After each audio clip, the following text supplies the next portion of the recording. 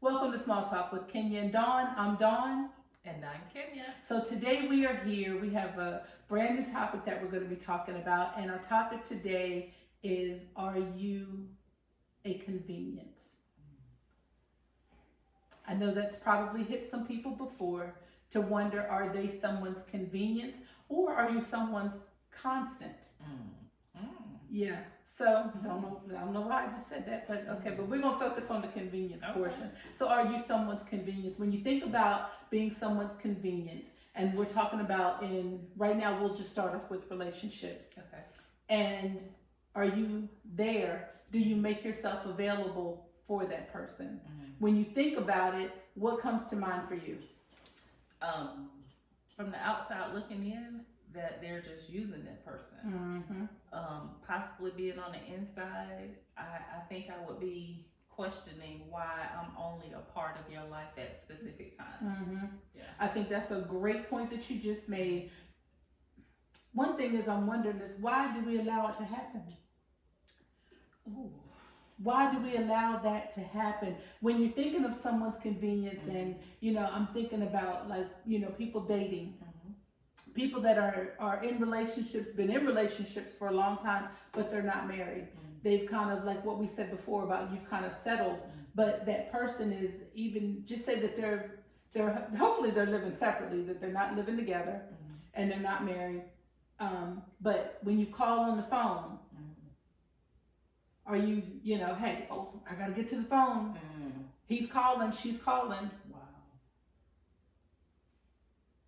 Am I always just making myself available for that person when it's convenient for them?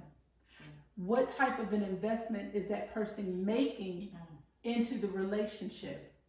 But why do we do that? Why do men and women allow themselves to get caught up in that situation?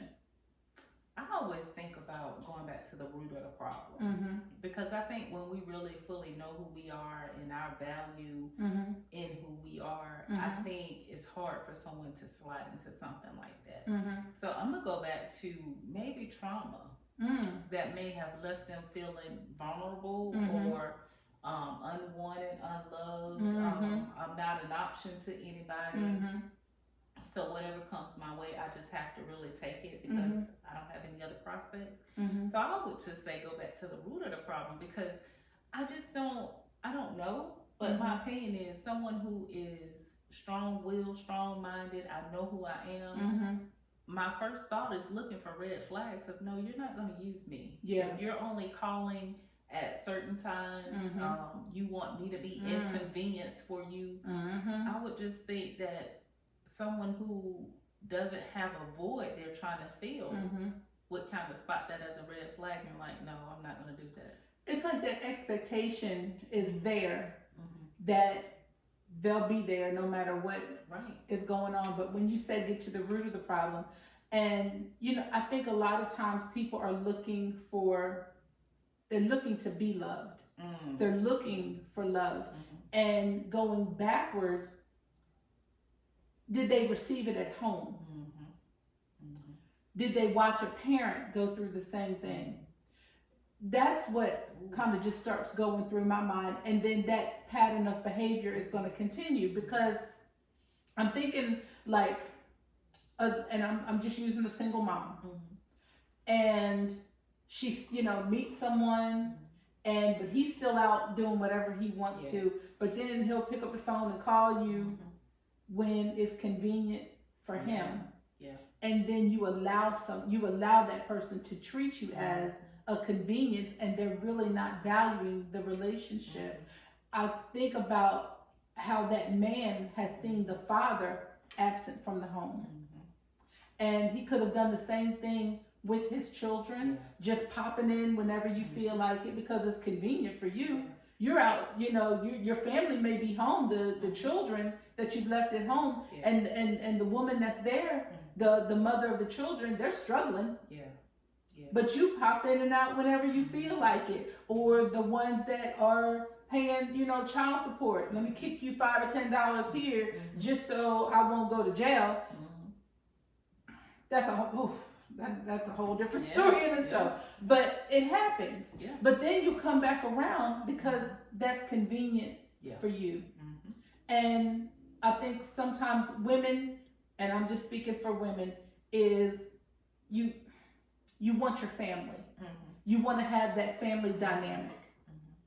You want your children to be able to have their father. Yeah. So you allow yourself to be that convenience for that man. Nowhere, I don't believe that it's right. I don't condone that type of behavior at all. And even with being a single mother, I think that if a woman is good enough to lay down with, I think she's good enough to marry. Absolutely. She should not be your convenience. And if you're going to engage in that type of activity, then what's wrong with making her your wife? Right. But you said something at the beginning, the pattern that they may have seen, and the example of the single mom that just feels like I have to because I don't have any other options. We're just repeating that pattern. Yep. And I think sometimes we have to really understand our worth. But I always go back to something that that I struggled in, but I didn't actually see it till after I came out of it. But that period of being by yourself, getting to know yourself is so important because, and let's just use the single mother, your life is so busy. Where are you in it? You're making so many things happen. You're working, you're taking care of the house, you're taking care of the kids, you're taking care of everything that comes attached to the kids. Where are you in that dynamic? So I think sometimes instead of settling, take that time to settle, to be alone with yourself. To really, and I didn't learn this till I really kind of grew into myself, but to really prepare yourself to be a wife, because we have to understand that there's a period that we have to go through. And I'm gonna use this word, but I want to use it very lightly because I don't think we completely do it all the time. We have to purge ourselves from that lifestyle that we were in. Absolutely. To get ourselves together. And I think once we purge ourselves from that lifestyle, we start to look different. We may still be a single parent, but I am not just a single parent. Right. I'm a good woman. I look like I could be a good wife. I am being a good mother to my child. I'm running my household. So I think sometimes if we just take a step back or stop trying to fill that void of I don't have anybody, I don't have many options, so I'm just gonna choose him. Make sure that when they do this, that you're making yourself available to be, or at least perceive as a wife. Yeah, I think it's important to do that, to shed off that old skin. Yeah. Get rid of those things that aren't good. But I also think in that, when you're making those changes, put some requirements on people. Oh, absolutely. Don't allow yourself to be used. I think that's a big thing that we don't do, because it's like we're just willing to accept anything and we're not making requirements for people. And it's not an ultimatum. Right. I don't want to get that confused and say, well, you're saying that you have to give out an ultimatum. No, it's not an ultimatum. I think people are making new norms that they think everybody has to comply with. And that's just not so. No, because I still have to, I always had to, years ago, I had to remind myself that, I'm still lovable. I still deserve.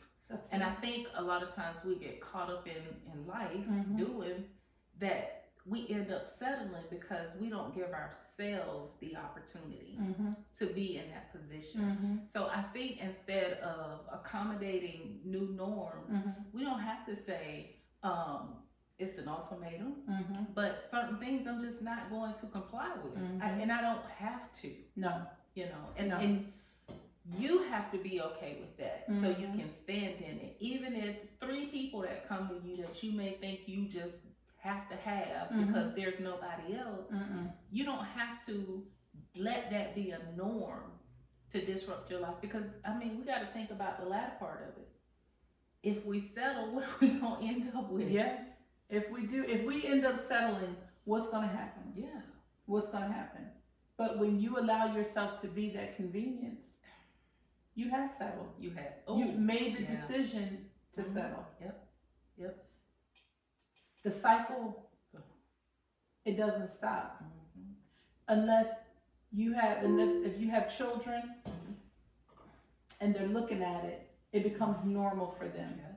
Unless that child is almost an anomaly and is like, well, I'm not gonna live like this because I see how my mom is hurting. I see her tears when she closes the door. I hear her crying because she really wants to, be with this person, but they only call her when they want something specifically. Yeah. And she waiting. Ooh, and you know what? We're in the month of February right now, and I just got to throw this out there. We're in the month of February. We all know what season it is. Yeah.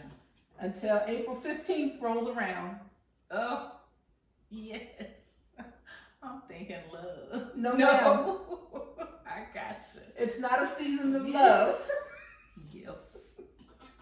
No, ma'am. It's a season of being booed up because the tax check then came in. Yeah. And how many women have I've seen? Oh my goodness. I've seen this so many times, and you could just tell because he just so extra. Yeah. Just falling all over her. Just can't wait. Yeah. Y'all in Walmart just shopping. Yeah. What in the world? Yeah. But it happens. You have now become that man. You're convenient for him because he knows that you got that tax money that's coming. But it's like, what? How do you not see this? How are you not understanding this? Why are you able to accept this type of behavior? That's not acceptable. Well, I think it feels good in that moment. I'm craving this thing, and you're giving me what I'm craving. And now, when some time passed, I'm right back in that same cycle again. Yeah. And that's why, we started talking, I started saying from the beginning, we got to go back to the root of the problem. Because I am learning, I am trying to get to the point where I am celebrating counseling for just myself by myself. Because I think we have to really understand, I'm gonna have to use this word I heard in Bible study that kind of choked me up a little bit. We keep falling in these patterns because of residue.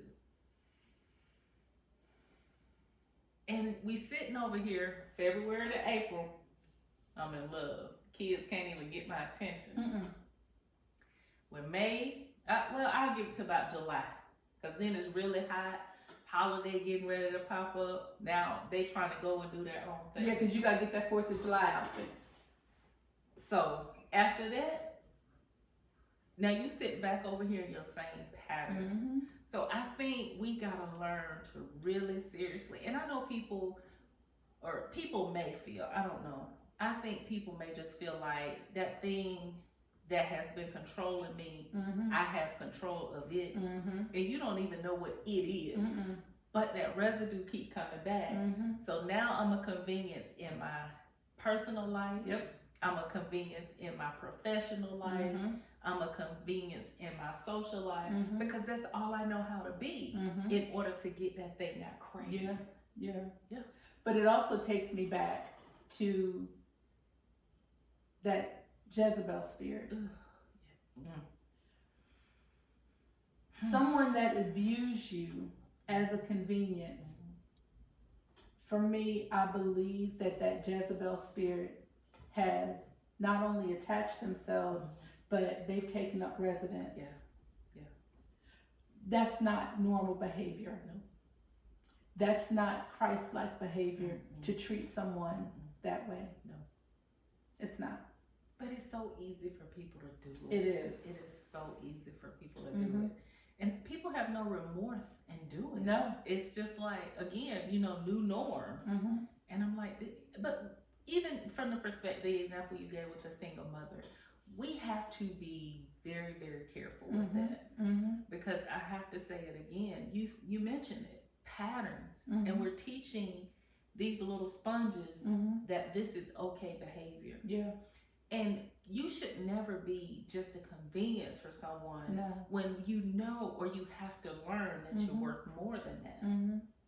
Yeah, but it starts at home. It does. And I'm gonna go just a little bit off topic, but I just want to give you an example of how things start at home. I was looking at this video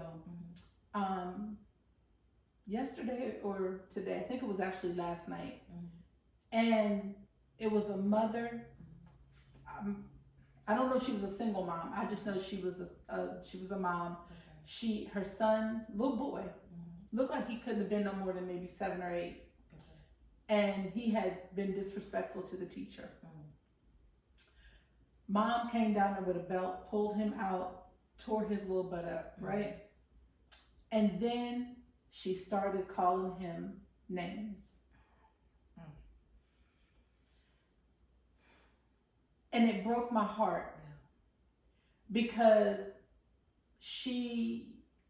it was the F-bomb, it was the N-word, and it just, I can see you getting on to a child, you discipline when they've been disrespectful to their teachers, you know, whatever.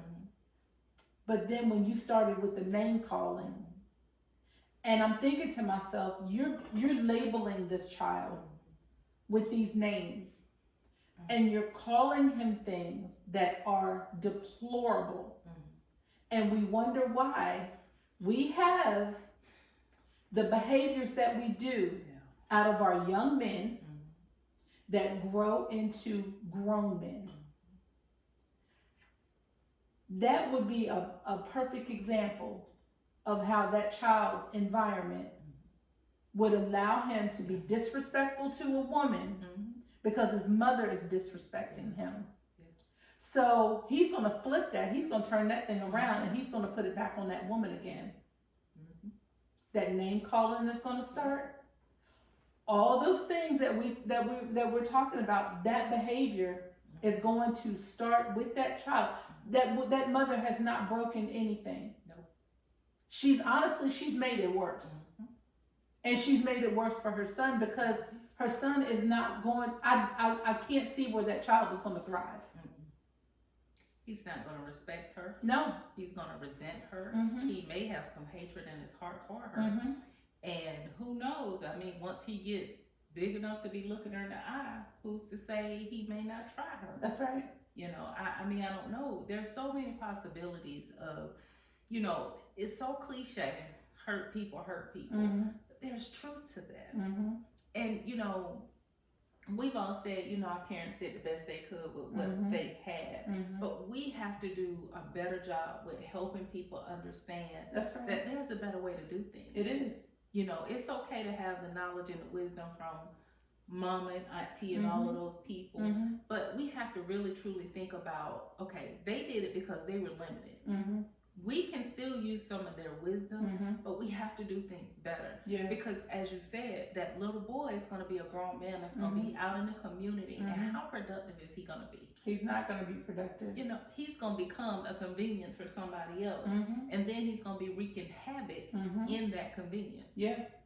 Oh yeah. You just see how it just completely blows up. The stuff, it doesn't just sit in your household. Your behavior trickles down and comes all the way out into the world. You're causing more harm to your children than what you are good. Absolutely. But you can see how that's going to evolve, and that child has the potential. And I really hope that baby, his pathway is moving differently. I really hope that for him. But in a lot of cases, it's not going to happen that way. And you see now why that child is going to be disrespectful and feel like a woman is going to be his convenience. And that other thing with single mothers when the father is absent, Mm. but pops in periodically. Mm-hmm. And as that child grows, Yeah. and the great things that that child do, Mm-hmm. then conveniently I want to pop in and take credit for nothing I contributed. That's right. That's right. It's just a whole vicious cycle. It is. It's a bad cycle. It's a horrible cycle, Yeah, and I just feel so bad for these children. Yeah. But I mean, I look at it in our generation. Yeah. It's not just the ones that are coming up now, Mhm. but it's happened it's happened in our generation. It's happened before, Right. you know, in our generation. Mhm. It's been going on for years. Mhm. It's been going on for a long time. Yeah. And it's a thing that has been, I watched it. Mm. I watched it. And I watched people be hurt. Mm. I watched it. I've seen children come out of situations where the father treated her as a convenience. And the relationships have not been good relationships. And it's taken time for things to be better. And it wasn't an easy movie to watch. Mm. It wasn't. Yeah. It was painful. And it's like, what do you do with that emotion? Yeah. How are you supposed to feel? And I'm telling you, it was like a horror movie that you just can't turn off. Wow.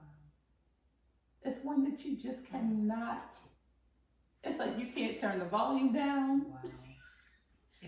You can't turn it down. You can't turn it off. You gotta sit through it. You gotta sit through it. Man. Yeah. That's bad. Yeah. And all Very them bad. emotions. How do you compartmentalize all of that stuff that's going on with that? This is what I've found out with certain things. When you compartmentalize some stuff and you don't deal with it, it's gonna resurface. And you're gonna deal with it in a different way. Yeah. And it's probably not, unless you go and maybe possibly get some professional help, it's going to be hard to get through some of those things. Mm-hmm. Yeah. You gotta deal with things. I mean, it's painful. Yeah. But it's things that you gotta deal with. Yeah. It's things you have to. Yeah. So we kind of hit on the man side. Mm-hmm. But we're going to take a break here, and we're going to come and we're going to talk about some things from the woman's side of how she can make a man her convenience. So we got some topics, we got some things we got to hit with that one as well. So again, we're just going to take a break here. Please go to our website, jordanchristiancenter.com. You'll find the Sunday school lessons that are there. You'll find the email address if you need to reach us for anything as far as like getting information and just some of the stuff that we do. And our YouTube channel. Go to that channel, which you are here right now. I can't even get my words right because I got so much in my head right now. But like the video, subscribe to the channel, hit that notification bell so that you know when Small Talk with Kenya and Dawn comes on, which premieres every Tuesday morning at 7 a.m. So until then, have a great day.